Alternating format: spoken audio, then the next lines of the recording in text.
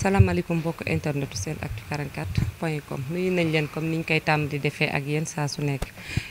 di ànd ak yéen nag ci suñu émission bi di SENactu politique fas yéene ci ànd ak ndaanaan suñu invité Aline Badara Kébé buñ ko waxee di ancien footballeur international waaye di président football club bu Asalem Grand Yoff Aline maa ngi lay nuyu. maa ngi lay fay di nuyu bépp auditeur ak auditrice su SENactu 44 di leen recevoir fii si HLM Grand Yoff di kontaan trop si seen teewaay di gërëm ñëpp di sant ñëpp. d'accord suñu waxee Aline Badara Kébé ñu ne footballeur international. ku nekk xam na ni wax dëgg fa yàlla kenn dootu ko présenté ci côté boobu noonu. Aline mën nga ñu wax sa football fan la dooree. waaw sama football fii la dooree donc mun naa ni école football Médina laa njëkk nekk Ousseynou Diop.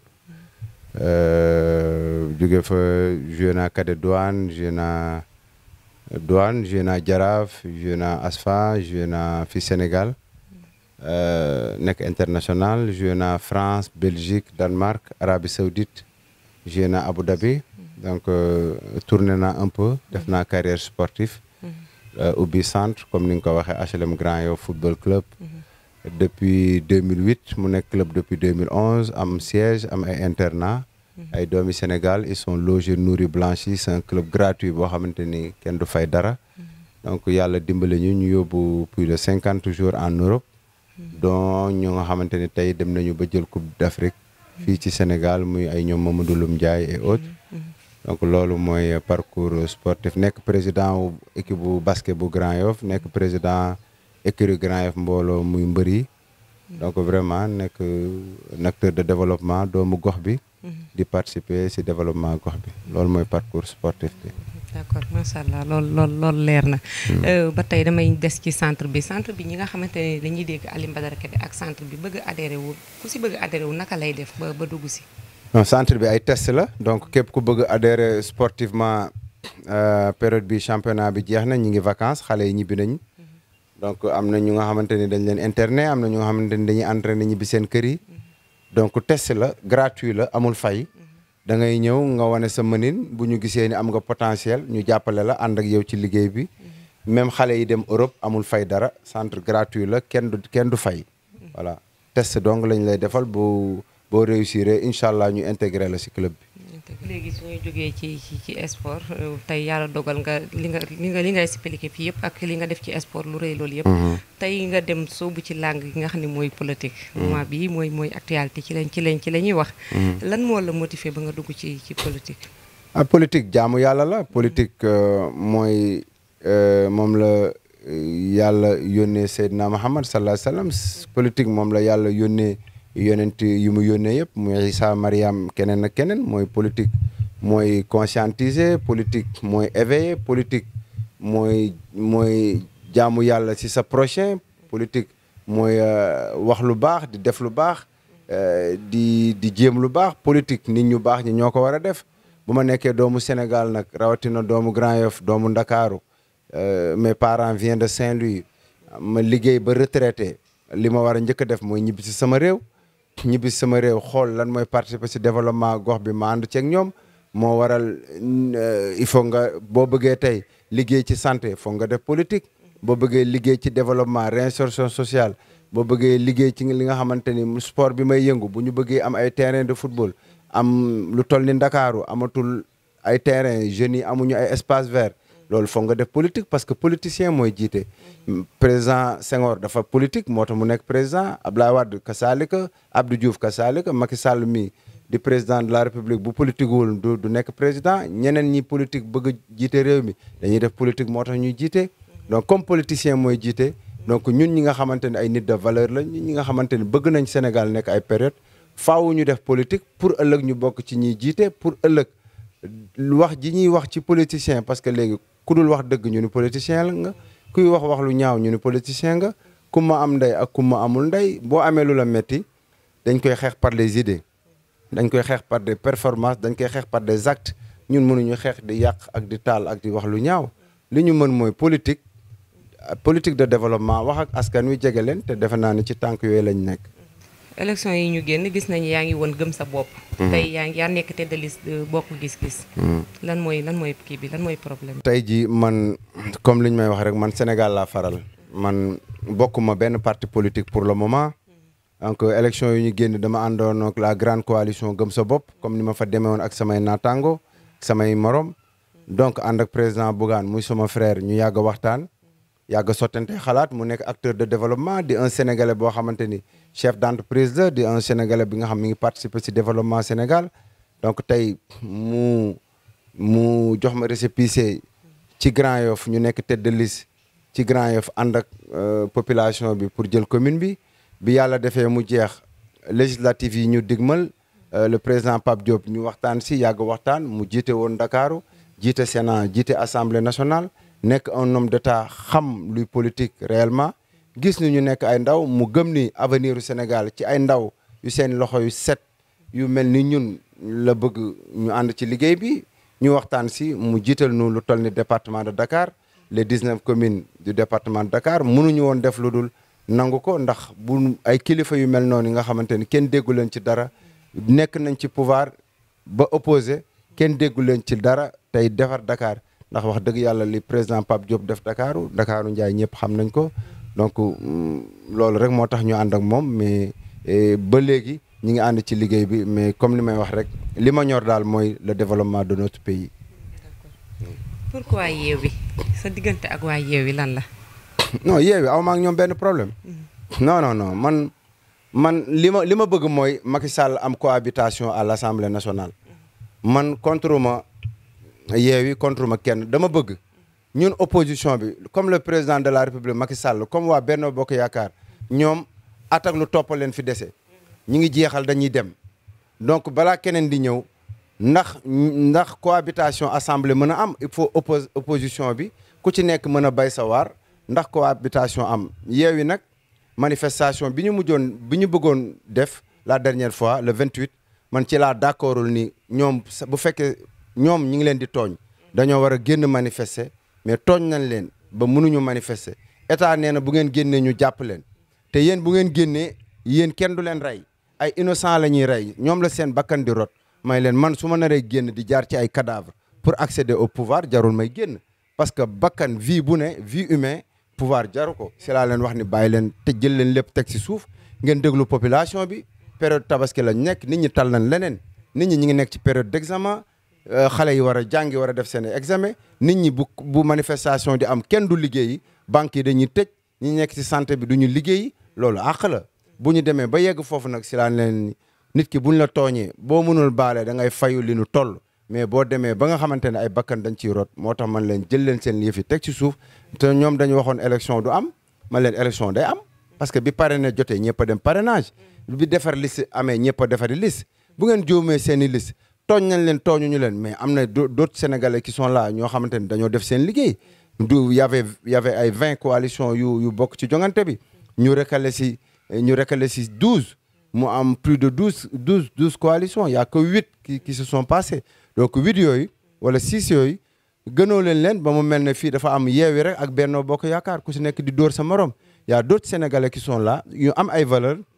ñu liggéey ci Sénégal contribuer ci développement Sénégal di ay personnes de valeur def lu ngeen deful kon nag réew mi kenn du ko taal du ci côté bi du ci boor bi amul fii ku ma am ndey ak ku ma amul ndey Sénégal ñun ñëpp a ko bokk rawatina Ndakaaru gi duñu nangu muy tàkk loolu rek la woon mais aw ma ak ñoom benn problème. d'accord macha allah leer na kon ci ñi nga xam ne ñooy laajte diggante Badara Kebe ak Yewwi lan. non Yewwi aw ma ak ñoom benn parce que Yewwi tey jii soo xoolee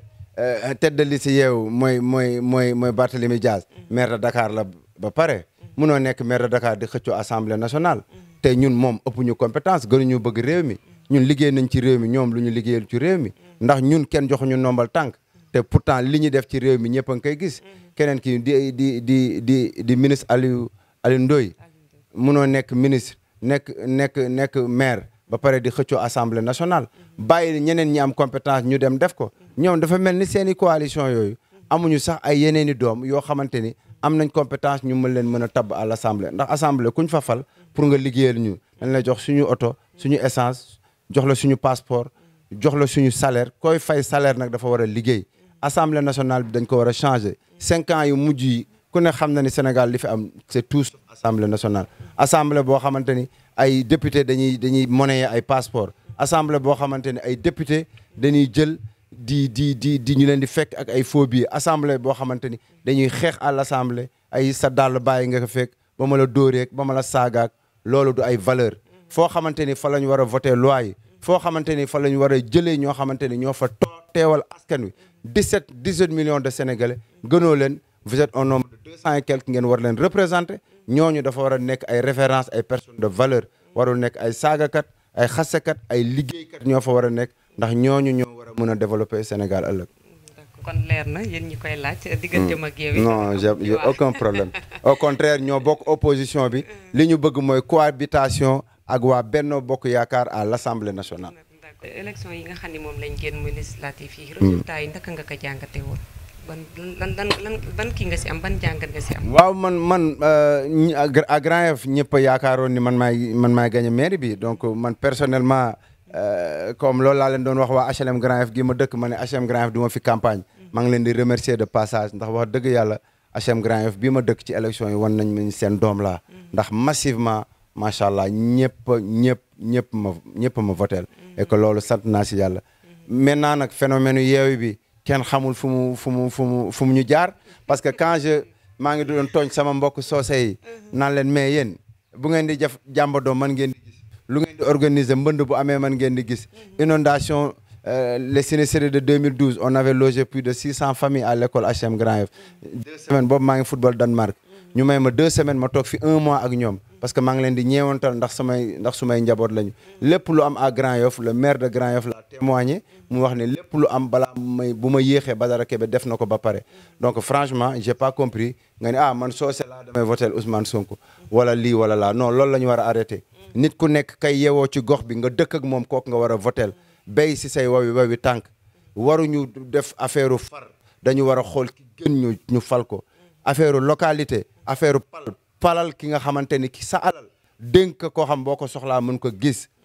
nit ñi dañu war a bàyyi affaire farfarloo sama papa fii la bokk wala sama yaay fii la bokk kii wala kii sama xarit la wala noonu déedéet nañu xool compétence nañu xool ki nga xamante ni buñ ko dénkee ëllëg ñu mën ko gis affaire maire yi affaire gox la affaire goxaan la député yi lu toll ni Grand Yoff lii di liste Yewwi Askan Wi lii di Benno Bokk Yaakaar ñaari communes yi gën a mag ci Ndakaaru Njaay muy Grand Yoff ak Parcelles di toll ci 200 000 électeurs amul benn doom bu ñu jël def ko ci biir liste yi amul benn doom bu ñu jël def ko ci liste majorité xanaa di leen def di leen yóbbu ay suppléants loolu dafa ñaaw ci communes yu mag yéen soi-disant lii di parti au pouvoir lii di soi-disant Yewwi Askan Wi di opposants yi ngeen gagné woon communes yi ngeen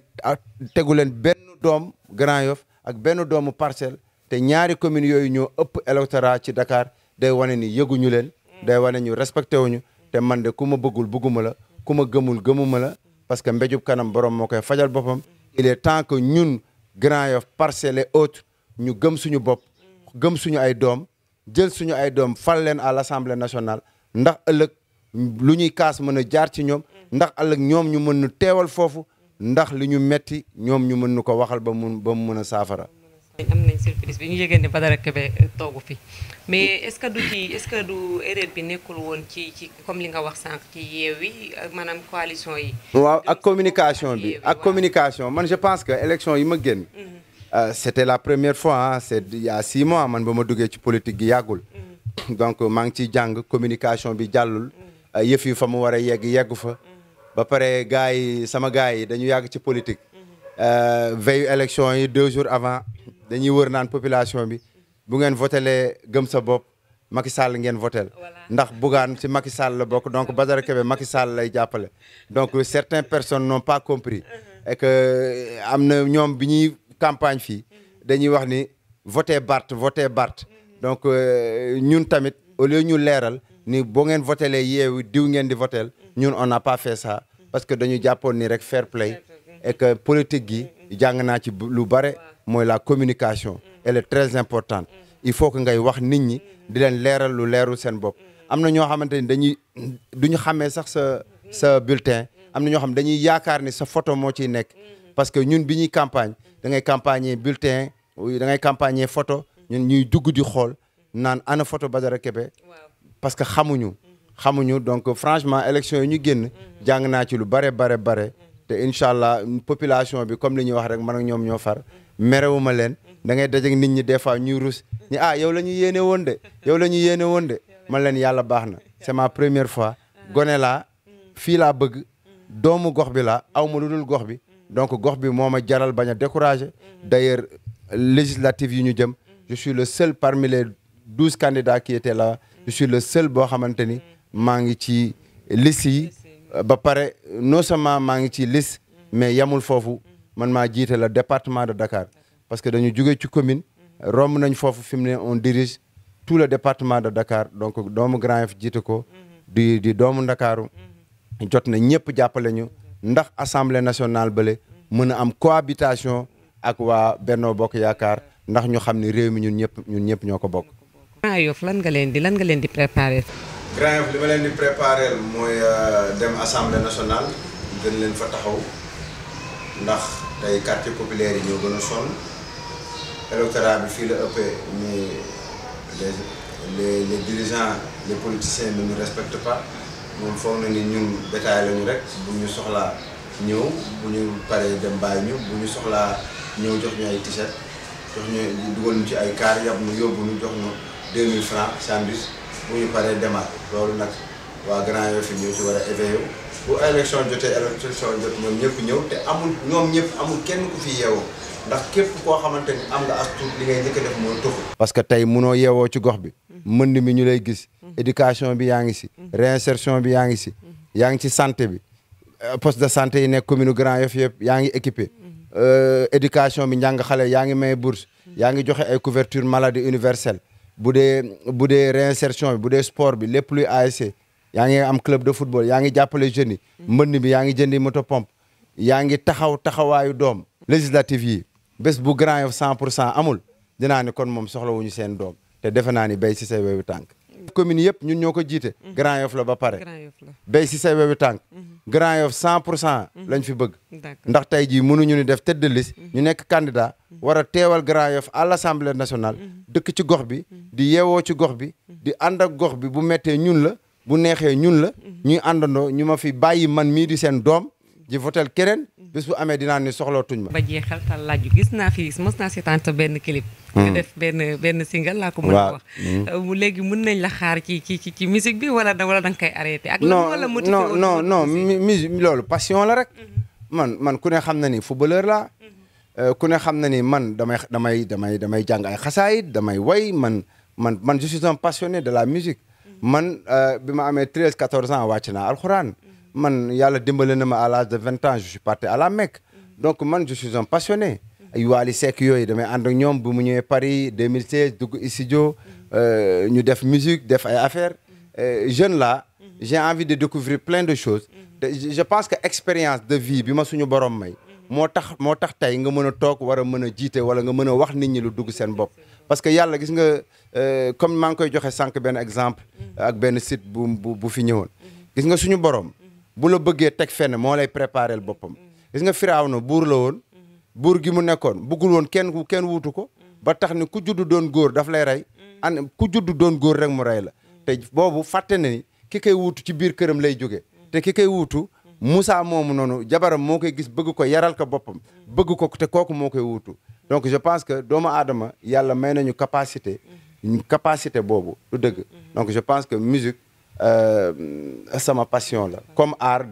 dessiné nu mu mësee nekk sama passion bi ma nekkee xale voilà. yaakaar naa émission bi kàddu yi leer na leeral bi tamit leer na nit ñi li ñu bëggoon mu leer na digganteem ak Yewwi dara amu ci musique bi tamit passion la comme ni mu ko waxee ndaw la